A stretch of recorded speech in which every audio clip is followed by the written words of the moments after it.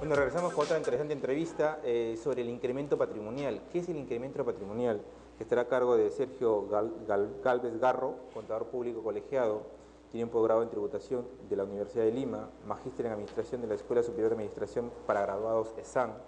Su experiencia en el área tributaria comprende su desempeño como gerente normativo de recaudación e intendente nacional de desarrollo tributario en la SUNA por espacio de más de 8 años, además de su desempeño como asesor y consultor tributario en diferentes empresas privadas nacionales e internacionales. Actualmente se desempeña a cargo de docente en las cátedras de tributación, contabilidad en la Universidad de Lima, ESAM y acá en Chiclayo, en la USAC. Sergio, muy buenas noches. Buenas noches, Mirko.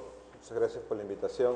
En realidad siempre es un gusto estar en Chiclayo, una ciudad tan acogedora. Tan acogedora y llegan delgados y salen bien gorditos. Sí, bueno, La comida es bien grande. es una de las cosas más ricas de Más Chiclayo. rica de Chiclayo.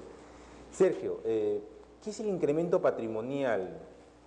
A ver, mira, el tema de incremento patrimonial viene a ser aquella demostración de un patrimonio que no está justificado, ¿no? O sea, se debe entender como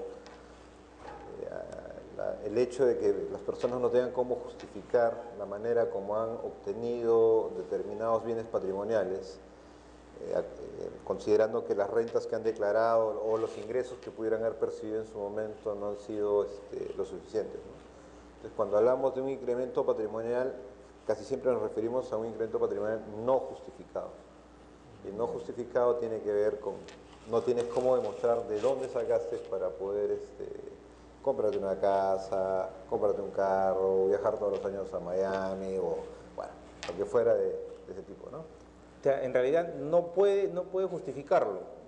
Sí, o sea, pasa porque, por ejemplo, hagas una declaración de impuestos todos los años donde dices que ganas 500 soles, sueldo mínimo, 550, y tienes pues un ingreso muy pequeño, paupérrimo, y resulta pues que vives en la mejor zona de Chiclayo, en Santa Victoria creo, te compraste una casa de 3 pisos, te compraste un carro del año y la pregunta es cómo con un sueldo que acumula 12.000 soles al año o 10.000 soles al año es posible que hayas comprado todo eso, ¿no? Tienes que tener otra fuente de ingresos que probablemente no has declarado, ¿no? Entonces, digamos que el ingreso patrimonial se escucha mucho a nivel de gobierno por el tema de corrupción de funcionarios, pero lo hay también en el medio empresarial normal, ¿no? En el tema ese de testaferros, ¿puede ser ahí? Claro, una manera como muchas personas buscan eliminar justamente la posibilidad de que se pueda presumir un incremento patrimonial es que se busca personas que por uno suscriban la propiedad de determinada casa o determinado auto, pero inclusive en esos puntos hay que tener, o bueno, de hecho esas personas tendrían que tener cuidado, ¿no? Porque sea el caso de que pongo la casa a nombre de tal persona, pero resulta que esa tampoco tiene cómo demostrar los ingresos. Los ingresos por la... Y si las vinculas de alguna manera, pues al final terminas armando la cadena que determina de que se trata de lo mismo, ¿no? De una componenda como para poder evitar la declaración de ingresos, de rentas que deberían haber tributado, o en el caso del Estado, pues ingresos o rentas que de repente corresponden a situaciones de corrupción, ¿no? Y en el tema empresarial, ¿qué beneficios tiene este incremento patrimonial? ¿Qué le da al empresario incrementar su patrimonio? En realidad, bueno, de hecho, o sea, si el incremento patrimonial viene producto de ingresos que son bien habidos y que además resultan de ingresos que son declarados cotidianamente, o sea, el fortalecimiento que puede tener el patrimonio de un negocio resulta ser un tema interesante para que se presente a bancos, para crecer como empresa, para abrirse de repente a nuevas posibilidades de negocios.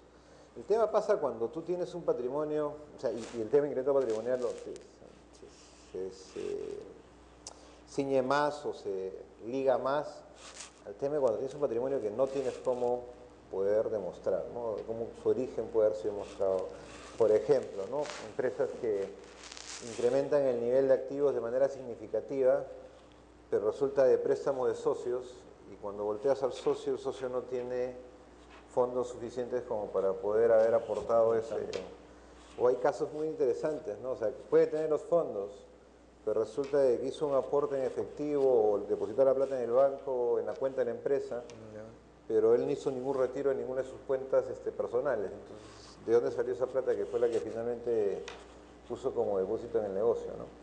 Y una cosa que hay que resaltar, que es interesante, y discúlpame de repente ese abuso del tiempo, es que SUNAT, el Estado en general, Contraloría, están tendiendo a tener ya programas o posibilidades de contar con mejor información, que lo que van a hacer es justamente comenzar a identificar a esas personas o esos casos que son los que deberían ser fiscalizados, ¿no? Que son en realidad los que deberían significar parte de una ampliación de la base tributaria en nuestro país, ¿no?